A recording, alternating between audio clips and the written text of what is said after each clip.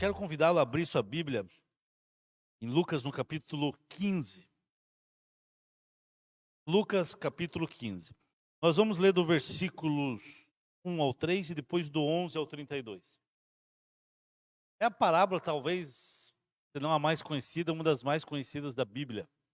Até por pessoas que não são cristãs, muitas vezes conhecem. É a parábola, chamada parábola do filho pródigo. Mas nós vamos questionar um pouquinho se ela é a parábola do filho pródigo mesmo. Nós vamos chamar hoje, o título dessa mensagem é O Pai Pródigo. Diga, o Pai Pródigo. Então vamos à leitura. Lucas capítulo 15. Nós vamos ler do versículo 1 ao 3 e depois vamos dar um pulo ali para o 11 ao 32. Tá certo? Vamos lá. Aproximando-se de Jesus, todos os publicanos e pecadores para ouvir, murmuravam os fariseus e os escribas, dizendo: Este recebe pecadores e come com eles. Jesus, aqui, estava diante de um público. O texto fala que se aproximaram de Jesus. Quem que era esse povo? Eram os escribas, os fariseus, os religiosos. E eles acusam Jesus de Jesus se envolver com pecadores, com pessoas, com publicanos, que eram políticos, ou dizer assim, ou aqueles que eram odiados pela população da época, né, os cobradores de impostos, e pecadores, prostitutas, etc. Jesus convivia com esse povo. E eles acusam Jesus.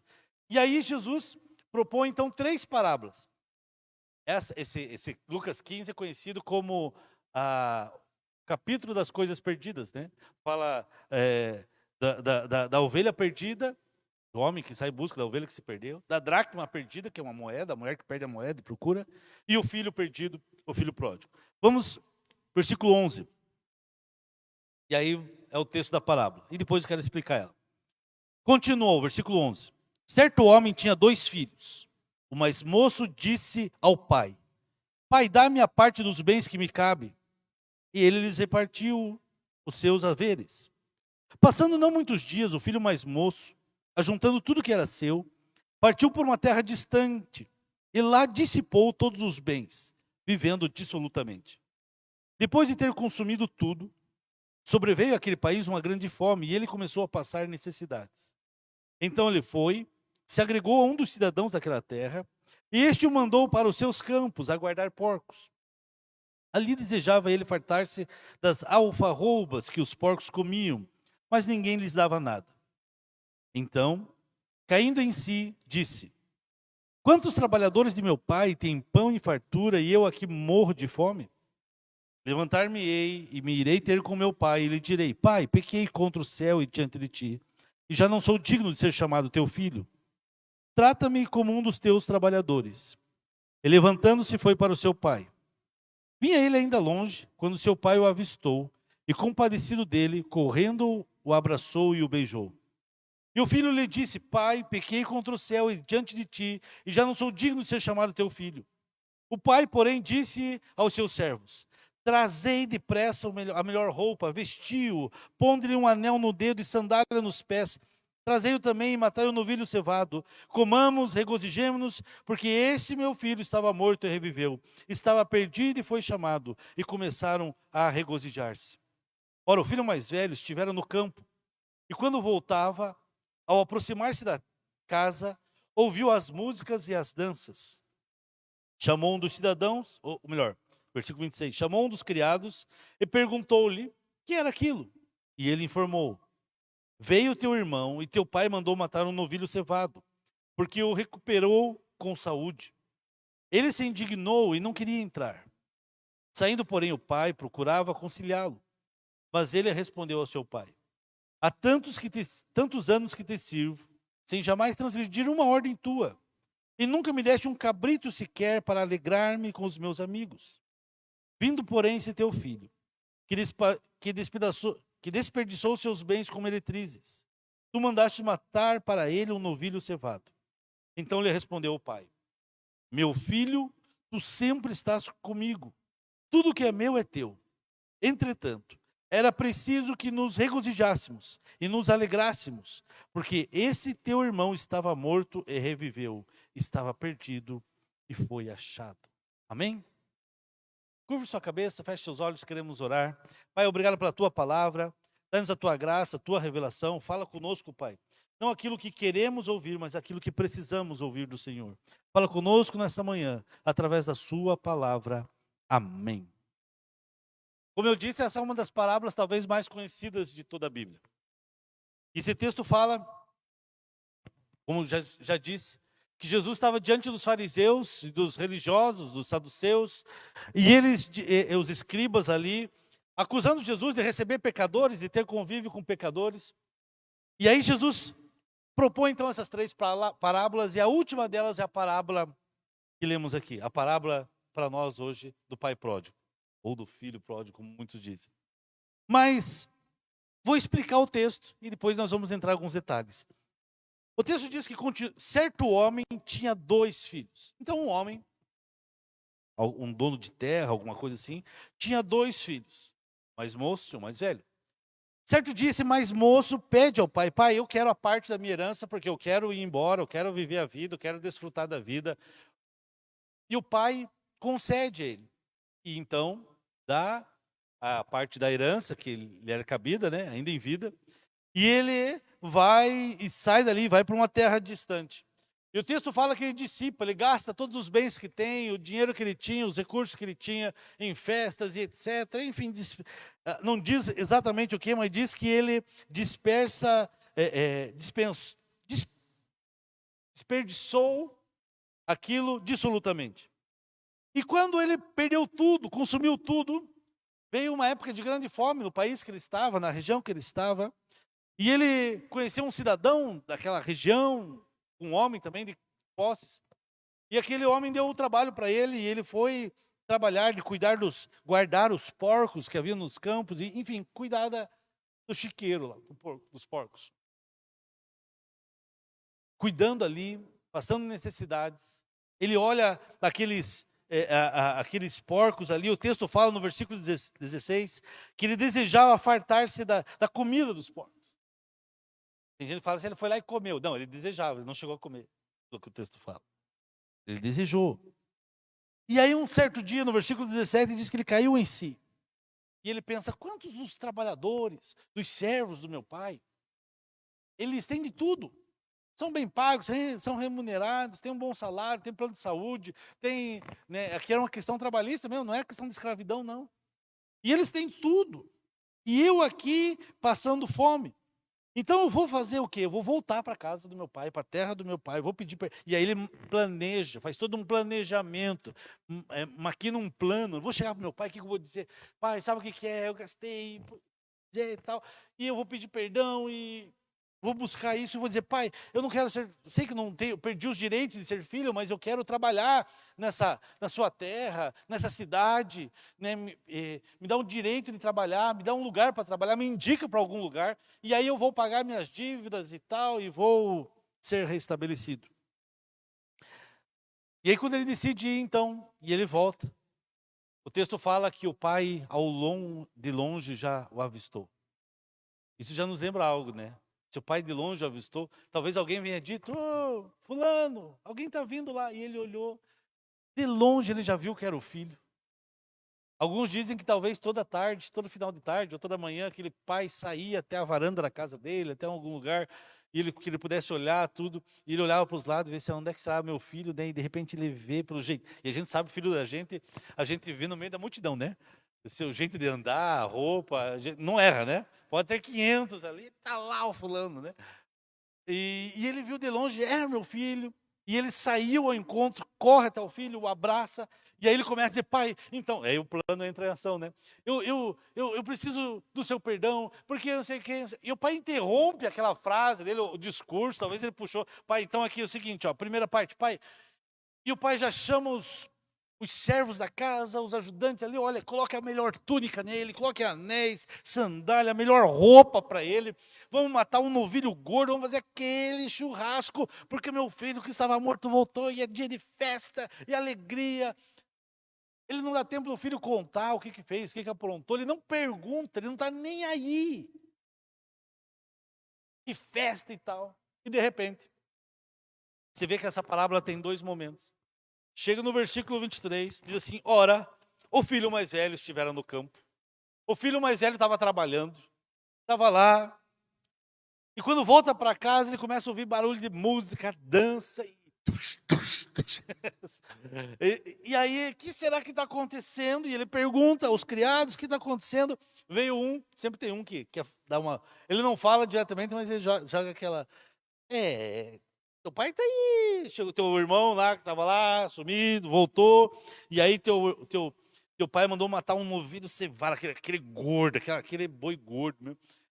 E mandou matar, e fez um churrasco, estava fazendo uma festa.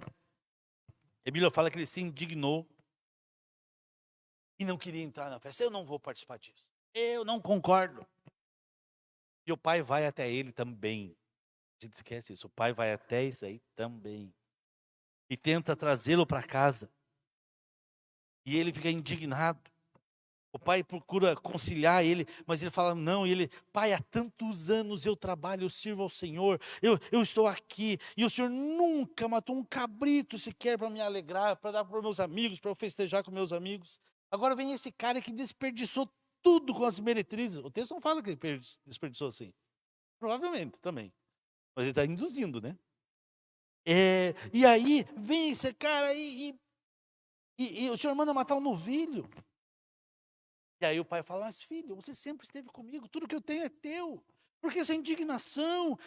Agora, claro, é necessário se alegrar, se regozijar, porque o teu irmão estava morto, estava perdido e foi achado.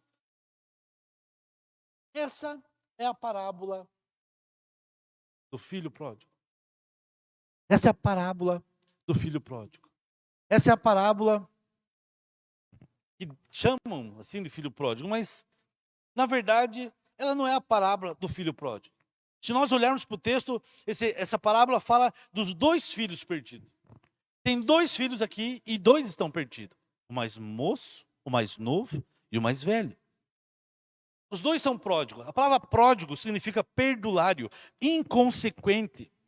Significa gastar até não sobrar nada. É isso que é o pródigo.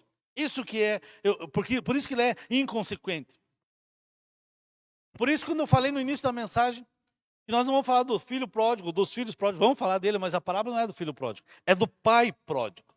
Porque fala do pai que tanto amou esse filho mais novo, que esse pai é inconsequente, entre aspas, na hora de abraçar, de receber aquele filho que foi negligente.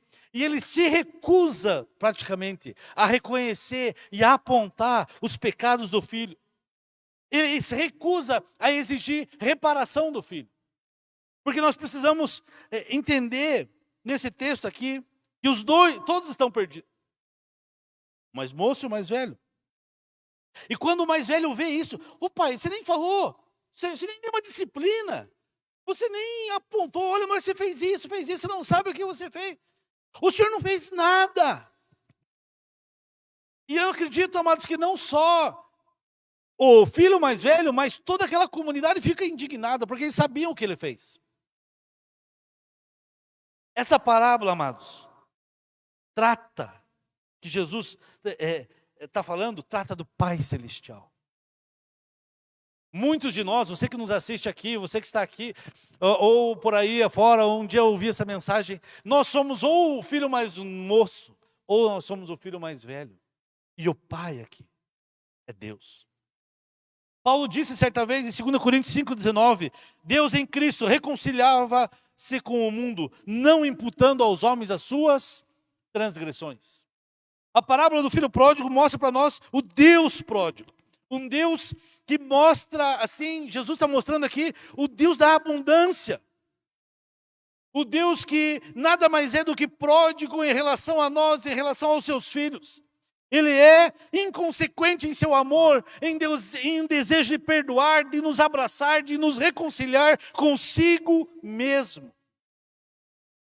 Mas a religião nos impede de ver isso. Jesus, o público dessa parábola, amados, não é as pessoas que abandonaram tudo e largaram tudo e estão no mundo curtindo. Jesus não estava falando para esse pessoal. Jesus estava falando para quem? Para os religiosos. Jesus estava falando, na verdade, para os filhos mais velhos. Olha, vocês são esses daqui. É isso que ele estava falando. Porque esse era o público que Jesus contou essa parábola. Esse texto fala dessa graça de Deus, desse favor imerecido, dessa graça inconsequente de Deus, que é a nossa maior esperança. A nossa maior esperança é essa graça do Senhor, essa experiência renovadora do Senhor. Que isso que nos alimenta, que nós podemos voltar para os braços do Pai, que aqueles que nós conhecemos que se afastaram do Senhor serão recebidos com alegria quando se voltarem para Ele. O Deus pródigo, o Pai pródigo. Um pai por isso, ele esbanja aqui. Isso aqui fala, nós falamos isso porque isso fala do esbanjar de Deus em perdoar alguém.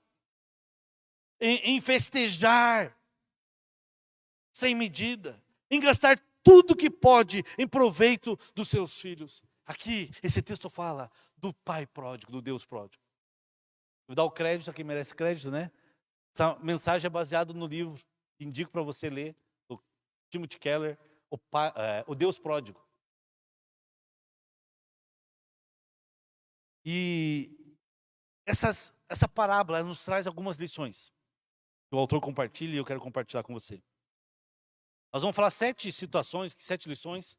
Essas 5 primeiras lições vão falar do sentido básico da parábola. O que essa parábola nos ensina? E depois nós vamos mais adiante na prática, na nossa vida e na Bíblia isso. Primeira coisa que nós vemos, que existem 2 públicos originais de Jesus. No versículo 1 ao 3, Jesus está falando aos religiosos, mas Jesus está falando de 2 públicos que ele tinha. Ele tinha os religiosos, representados pelo irmão mais velho, aquele pessoal os fariseus, os escribas, aqueles que adoravam a Deus, aqueles que tinham reverência por Deus, aqueles que estavam no templo, aqueles que cantavam hinos, aquele que ia na cela, ia em tudo que é lugar. Não há nada de errado nisso. Mas ele era um dos públicos. E o outro público eram os publicanos e pecadores. Que na parábola, Jesus representa no irmão mais novo. Aqueles que viviam irresponsavelmente. Aqueles que não queriam viver mais dentro dos padrões morais que a religião impunha. Aqueles que não queriam viver dentro dos padrões religiosos, né? Que a religião trazia. E nem nos padrões morais mesmo, que não precisava ser religioso, né? O cara não precisa viver numa igreja para saber que não precisa roubar, matar, né? Não é verdade? Enquanto a gente que é ateu e tem princípios, tem caráter. Mas esse texto fala desses homens. E Jesus era questionado pelos religiosos. Isso incomodava os religiosos. Ele disse: esse homem come com os pecadores, recebe pecadores. E comer, estar à mesa com alguém na época, amados, principalmente no Oriente ali, falava de aceitação. Você se senta na mesa com a pessoa, você aceita ele. Você concorda com ele, você está junto com ele.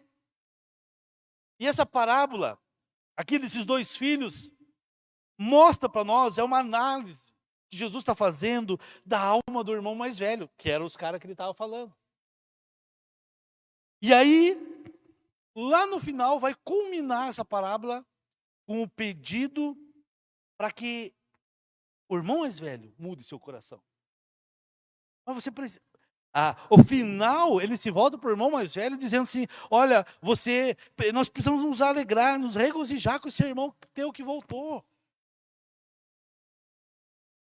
O alvo dessa história aqui não são os pecadores aí afora pelo mundo, mas pessoas religiosas que faziam de tudo para obedecer a Bíblia, para seguir os costumes, as tradições, a palavra.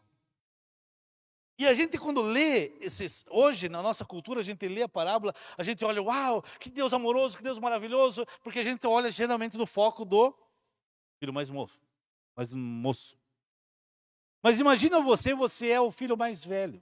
Você está junto com a turma do filho mais velho. E você ouve Jesus contando essa história. E você entende que ele está falando de você. Mas o público que ouviu aquela parábola, com certeza ficou ofendido. Ficou irritado. Queriam pegar Jesus. Era uma afronta para eles. O quê? Você está dizendo que nós somos esses homens? Que nós somos esse cara mais velho? Jesus estava quase dizendo: essa carapuça serviu. Amado, esses dois irmãos estão entre nós. Vou procurar aqui. Porque nós observamos hoje, pense isso, por que hoje as pessoas, tem muita gente que gosta de Jesus, ama Jesus, mas não gosta da igreja? Naquela época, o cristianismo não era considerado uma religião. Porque era tudo algo muito novo. Imagine, você está lá nos tempos de Jesus, ou dos discípulos, e aí você imagina um vizinho teu dizendo assim, então tá, legal, mas onde é que é a tua igreja? Onde é que é o teu templo? Nós não temos templo. Eles não tinham templo. Não tinha uma igreja dos cristãos lá. Tinha o templo que era dos judeus. Tá, mas e calma assim, cadê o sacerdote? Onde é que o sacerdote é ministro? Onde é que ele mora? Onde é que ele fica? Nós não temos sacerdote. Como assim se não tem sacerdote? Não. Jesus é o sumo sacerdote da nossa salvação. Nós temos líderes, pessoas que nos ensinam, mas um ensina um ao outro. Não, mas como assim? Você não tem tempo, você não tem sacerdote? E onde é que vocês fazem os sacrifícios? Onde é que vocês levam os sacrifícios, suas ofertas? Não, o nosso Jesus é a nossa oferta. Ele se sacrificou por nós. Não, mas calma aí, isso não é religião, isso aí é... Aí, amados, muitos cristãos eram rejeitados no tempo de Jesus, aqueles seguidores de Jesus. Alguns até viam o cristianismo, como os cristãos, como ateus. Eles não têm Deus, eles não têm templo, eles não têm... É muito... Isso aqui fala do caráter do cristianismo. O cristianismo não é apegado a templo, a prédio, isso é funcional. Não é que esse lugar é santo, esse lugar é funcional. O cristianismo não é apegado a sacerdotes. Você não depende de mim para servir a Deus, de outra pessoa. Nós temos um sumo sacerdote que intercede por nós. Nós temos um Deus que se ofertou a nosso favor, que Ele foi oferta. Jesus é o cumprimento de tudo isso. Só que os cristãos muitas vezes, hoje a gente olha, não atrai mais, às vezes, o cristianismo às vezes não consegue atrair religiosos nem aquele que está lá fora. Por quê? Porque nós precisamos revisar que tipo de cristianismo nós temos. Aquele de apontar, aquele de acusar. Então a parábola fala de dois públicos aqui. Os religiosos e os pecadores. Mas esse público aqui, versículo 11 já fala isso para nós. Versículo 11, certo homem tinha 2 filhos. O segundo ponto é que os 2 filhos são perdidos. Os 2 estão perdidos nesse caminho aqui. 2 filhos perdidos. 2 cenários. E aí você olha para o filho mais moço, que tinha, que queria a herança. Pai, eu quero a herança. Amados, o mais moço está falando que ele amava os bens do pai, não o pai. Ele queria aquilo que o pai tinha, não a presença do pai. E quando, naquela época, você pedia a herança antes da hora, amados. Sabe o que estava dizendo? Porque a herança era dada após a morte. Podia ser entregue antes, sim. Mas a herança, ela é entregue após a morte da pessoa. E quando aquele filho deseja a herança, em certo sentido, ele estava desejando o quê? A morte do pai. Naquela época, o filho mais velho, ele recebia o dobro da herança dos outros filhos. No caso aqui eram 2 filhos. O mais velho ficaria com 2/3 e o mais moço com 1/3 da herança. E ele vai lá pedir a herança. Ele pede a herança. E aquilo é recebido pela comunidade, pelas pessoas, seria recebido aquilo como um desrespeito, como uma afronta, como uma falta de honra. Pedia a morte do pai. O pai podia deserdá-lo ali.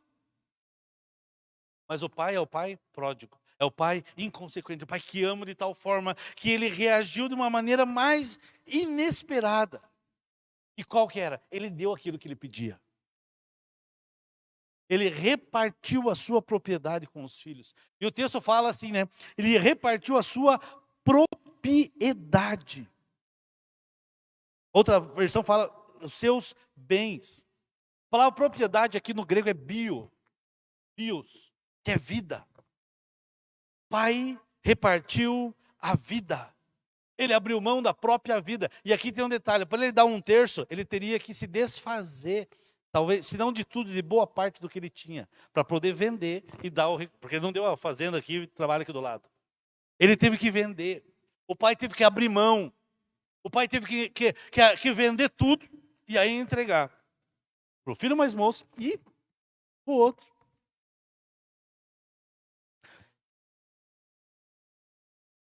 O pai precisou pagar um preço. Olha que coisa interessante. E aí, como eu falei no início, o filho mais moço tinha um plano. Ele vai embora. Você vê que essa história, a parte do mais moço aqui tem 3 partes. Primeiro, ele queria sua herança. Desejava a morte do pai. Queria só os bens, só aquilo que o pai dava. E aí, ele vai embora. Quando dá tudo errado lá na terra, e ele viu que quebrou a cara, que tomou decisões erradas, ele começa a bolar um plano. E os rabinos, na época, ensinavam que quando uma comunidade era violada, uma comunidade era afrontada, não bastava apenas você pedir desculpas, dizer, me perdoa porque eu errei. Isso não era suficiente. Era necessário fazer uma restituição. Lembra de Zaqueu? Se eu roubei alguém, eu restituo 4 vezes mais. Lembra? É um exemplo disso. Então você tinha que restituir mais. Restituir. E aí o filho começa a planejar. Pai, a gente não tem direito. Eu sei que eu perdi o direito talvez de voltar à família. Porém, se o senhor me fizer, o que ele está dizendo no contexto ali, fizer de mim um aprendiz de um empregado seu, então eu vou poder aprender uma profissão, eu vou ganhar um salário e ao menos eu posso começar a pagar a minha dívida para com a comunidade que eu causei dano, afronta e vergonha. E aí, o terceiro momento dessa história do filho mais moço é que quando o filho mais moço se aproxima da casa, versículo 20,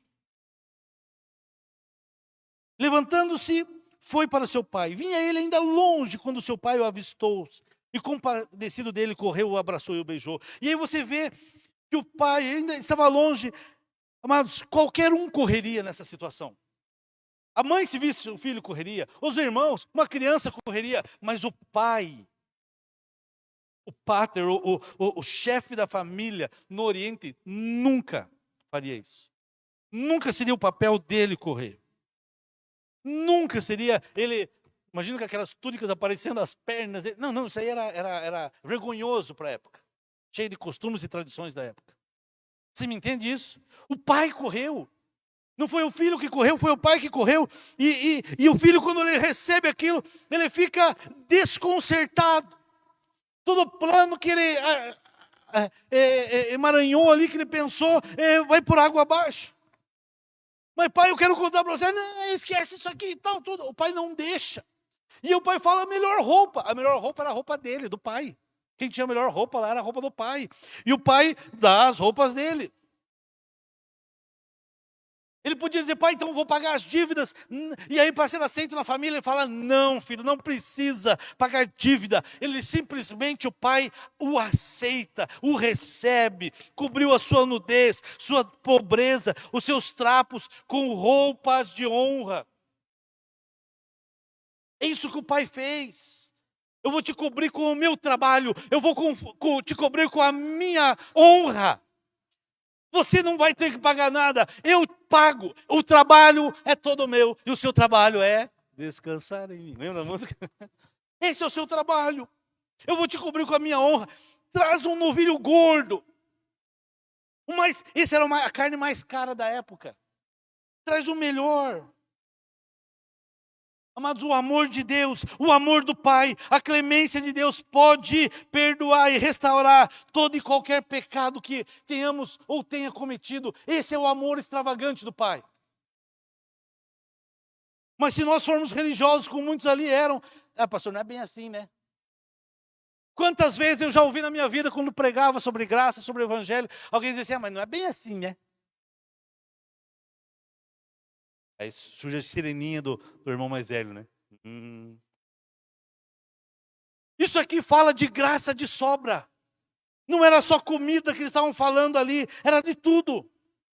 Não há mal que o amor do Pai não possa perdoar e compensar. Não há pecado que possa ser páreo para a graça de Deus manifestada sobre a vida de um homem e de uma mulher. Amém, irmãos? E aqui a gente vê por isso que o pai é o pai pródigo. Nós vemos aqui toda a prodigalidade, como diz lá o Timothy Keller, do Pai, desse Deus amoroso, da graça de Deus. Mas esse texto também fala do filho mais velho. O filho mais velho desonra o pai, quando ele não quer participar do banquete que o pai oferece ao filho. É o segundo momento da parábola. O mais velho recusa-se a participar da festa. E aí o que faz? O pai tem que também sair e ir até lá fora, até o filho mais velho. E quando ele começa a reclamar, se você olha o contexto, vou me adiantar, não vou ficar lendo toda hora para não deter, mas ele está furioso por quê?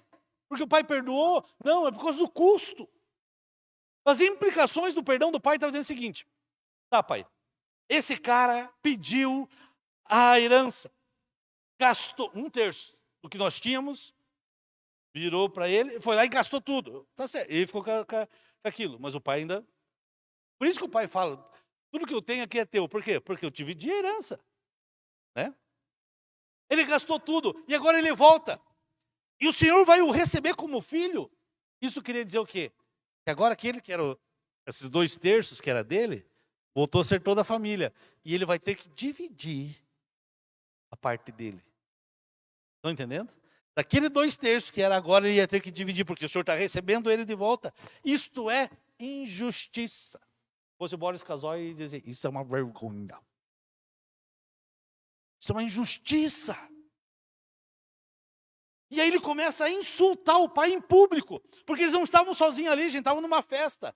E era desonroso, vai olhar o contexto do Oriente, você é o cara que está dando a festa, você não pode sair da festa, você não pode se ausentar. E ele sai, deixa a festa, era desonroso, o dono da recepção, tal, tudo fazendo aquilo, e ele sai para atender o filho, e todo mundo lá, né? Foi todo mundo junto atrás, né? Ele insulta em público, olha, quando ele fala assim, olha, quer ver? E ele se indignou e não queria entrar. E ele disse, chamando os seus criados, informou, veio o teu irmão, o teu pai. E ele se indignou e não queria entrar. E o pai procurava conciliá-lo, mas ele respondeu ao seu pai, há tantos anos sirvo-te. Ele está dizendo o seguinte, olha, escuta aqui, pai.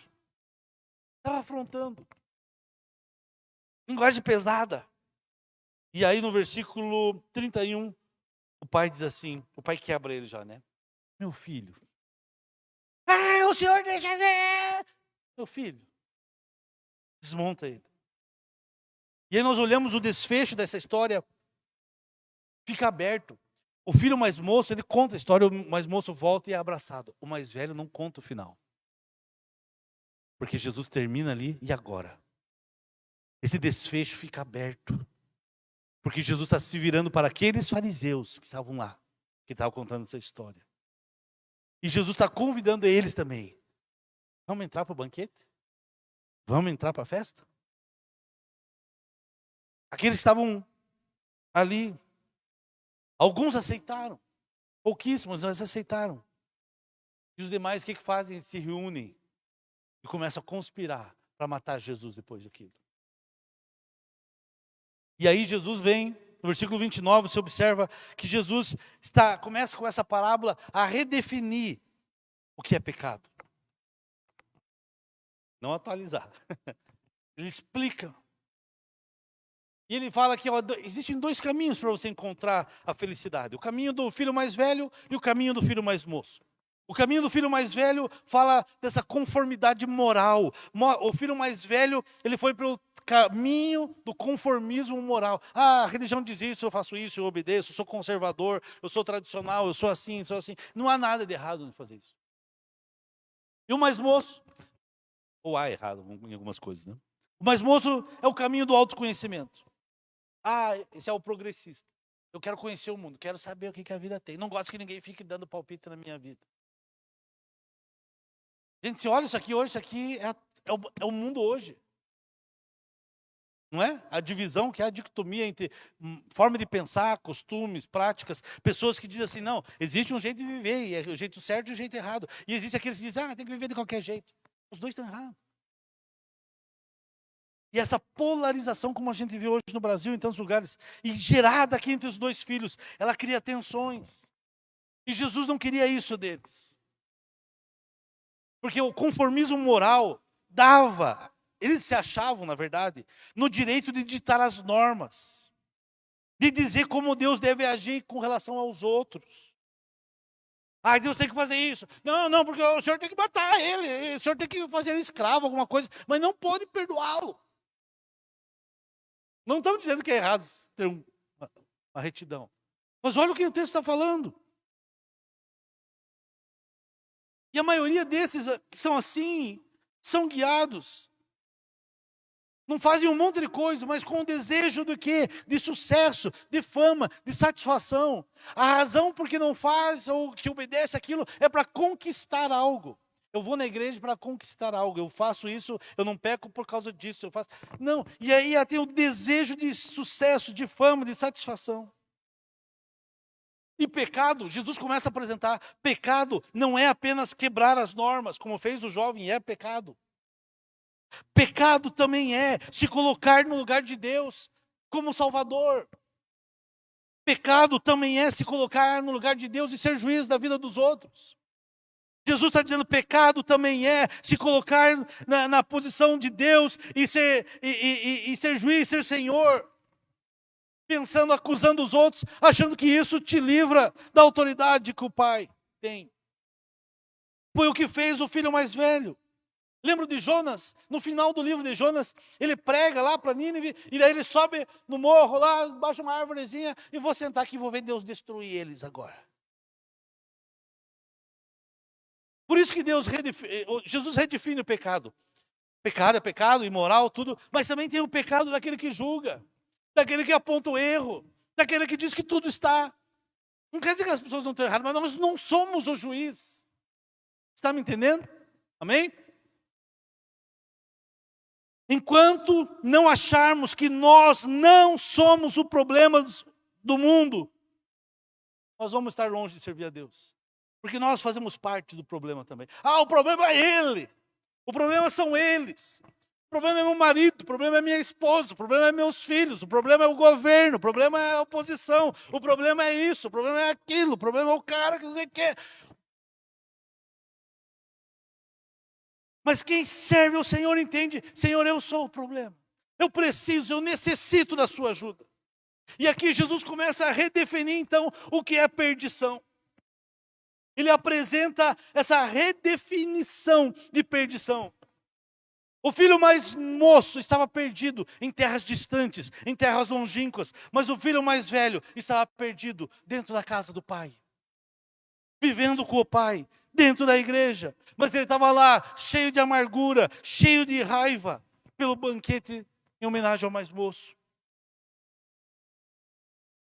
Quando o moralista está falando daquele que não recebeu aquilo que planejou, e aí o seu coração se torna cheio de amargura. Ah, eu tinha planejado isso para o meu casamento, para a minha família, para a minha vida, para a igreja, não sei o quê, e isso não aconteceu, e ele se torna cheio de amargura.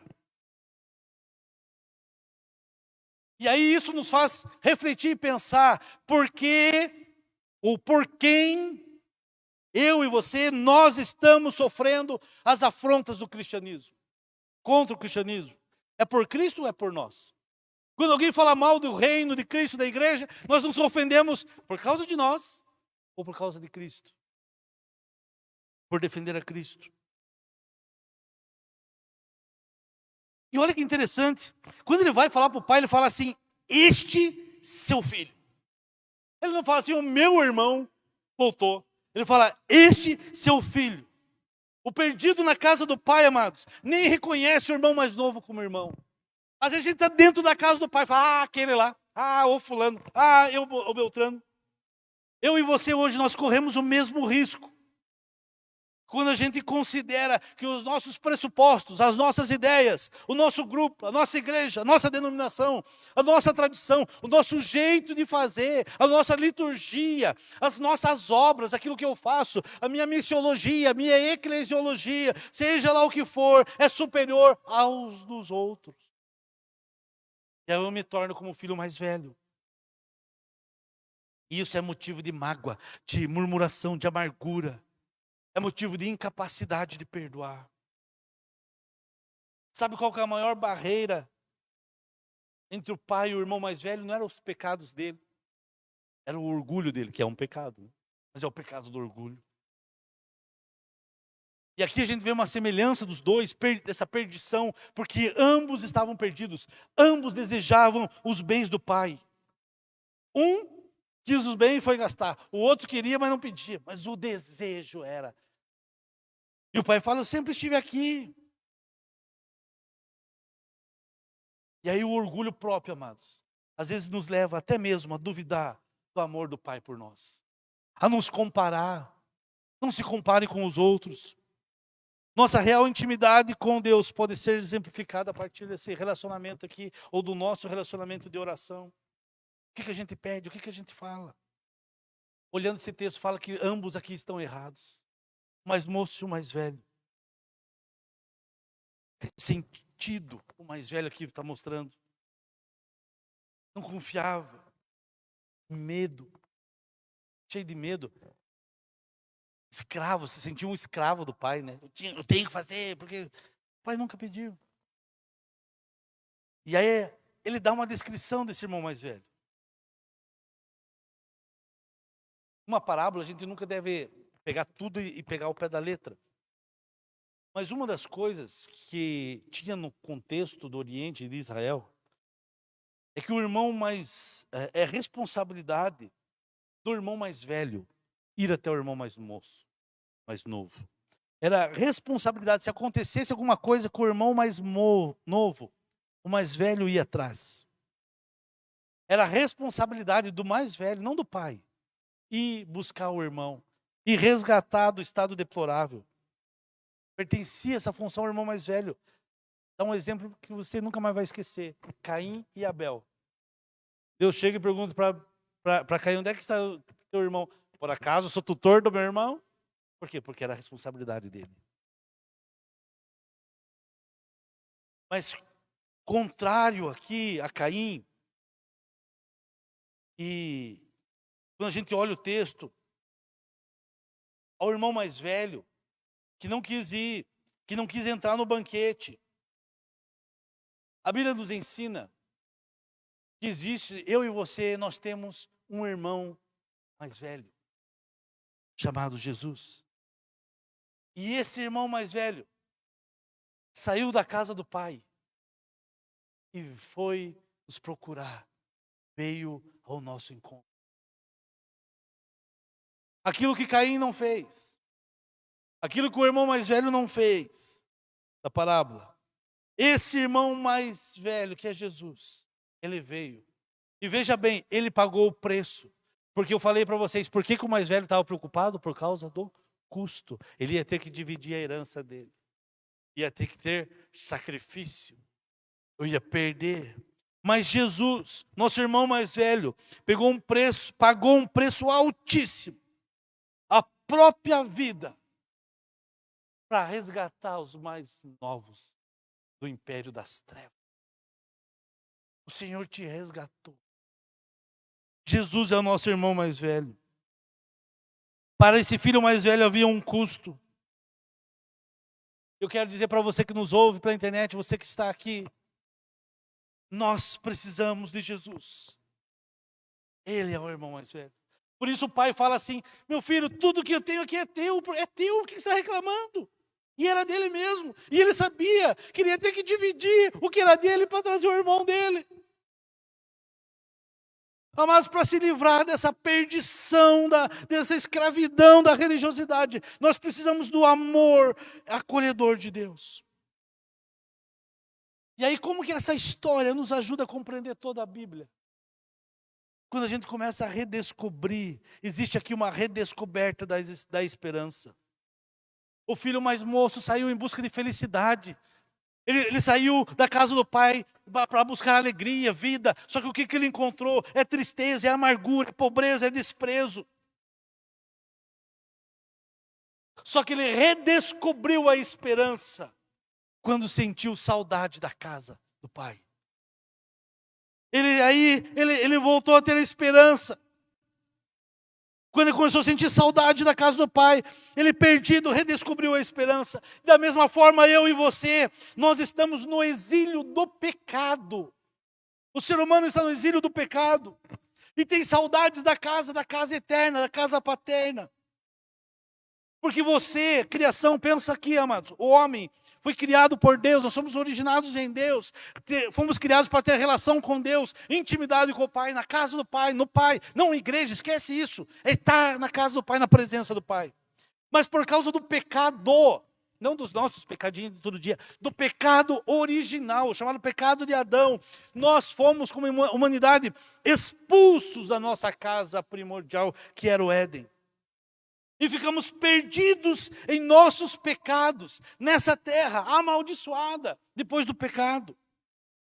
E a gente anseia encontrar o caminho de volta para casa.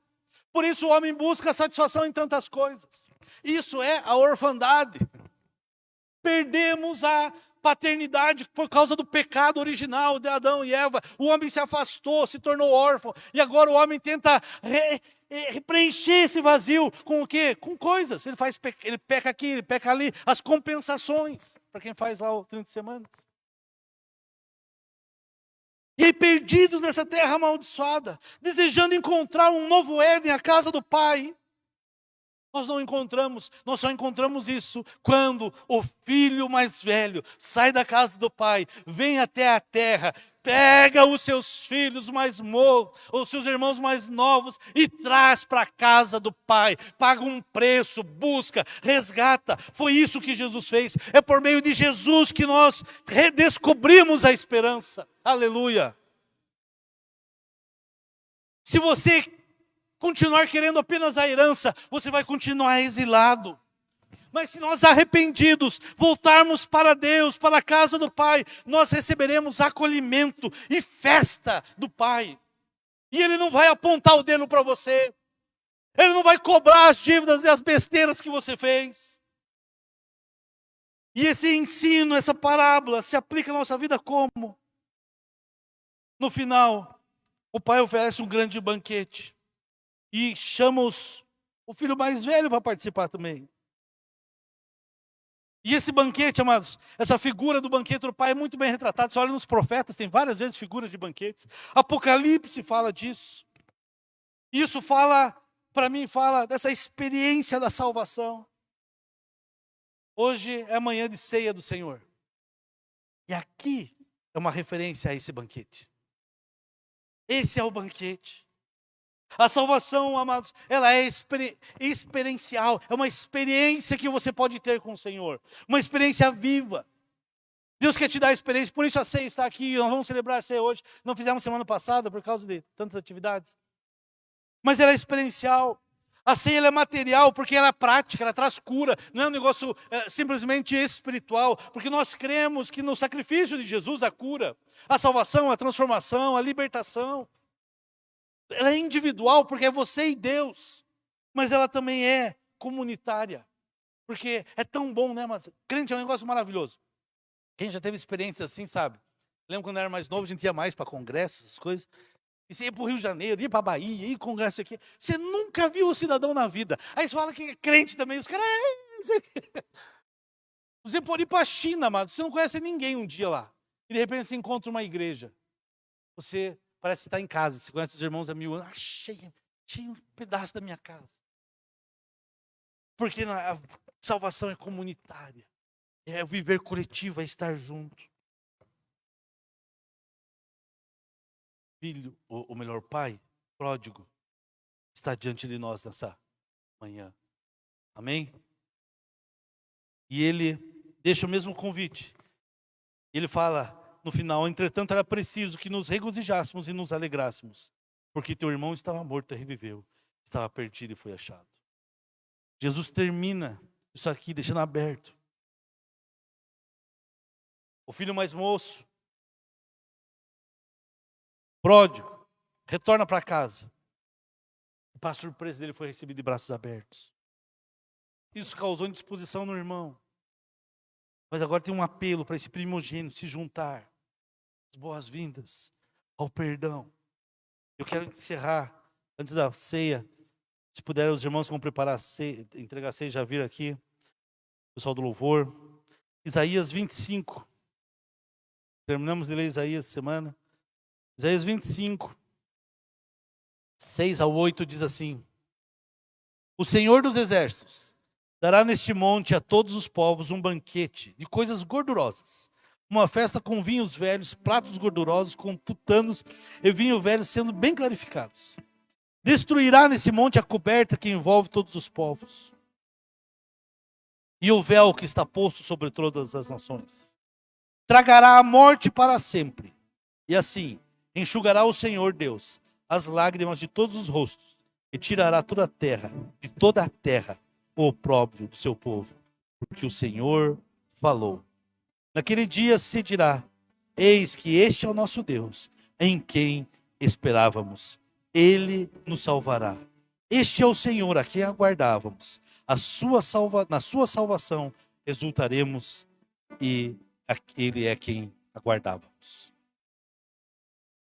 Quero te convidar a fechar os seus olhos nessa hora. Nós vamos orar. Essa palavra leva você a refletir: Senhor, eu não quero ser o filho mais moço que vai e desperdiça a vida. Mas também não quero ser o mais velho que acusa, que anda em religiosidade, em medo, em opressão. Talvez você que nos assiste, você que está aqui, talvez você olha hoje e vê se, puxa, eu sou esse filho mais moço. E às vezes eu acho que não tem perdão para mim. Eu acho que não tem mais jeito. Tem sim. Ah, mas eu vou agora viver, eu tenho que reconquistar. Você não tem que reconquistar nada. Ele fez por você. Não é algo que você faz. É a coisa que o Pai fez. Você é amado, você é amada pelo Pai. E o Pai corre para você com os braços abertos. E tudo aquilo que é dele, a partir de hoje, é seu. Então você entende que Jesus fez por você. Jesus foi o filho mais velho, o irmão mais velho que te resgatou. Aceite esse sacrifício. Entre para dentro. Festeje, celebre. Se você às vezes tem se visto assim: puxa Deus, eu tenho colocado tantos empecilhos. Essa religiosidade não é só para apontar os outros, mas acaba me atrapalhando. Essa palavra também é para você, o filho mais velho. E nós todos precisamos reconhecer que nós precisamos de Cristo, o nosso Salvador, o nosso irmão mais velho, que pagou o preço da cruz. Derramou o seu sangue, como está aqui, vamos celebrar a ceia do Senhor. Aqui é um pão que simboliza o corpo dele que foi moído pelas nossas transgressões. E o cálice que fala do sangue dele derramado na cruz. Nós iremos, nesta manhã, celebrar. Vou pedir para o Pedro acompanhar aqui. Nós vamos celebrar aquilo que Jesus fez. Aquilo que o seu irmão mais velho fez. Nós vamos orar. Depois os irmãos estarão entregando a vocês, vai segurar e nós vamos participar junto.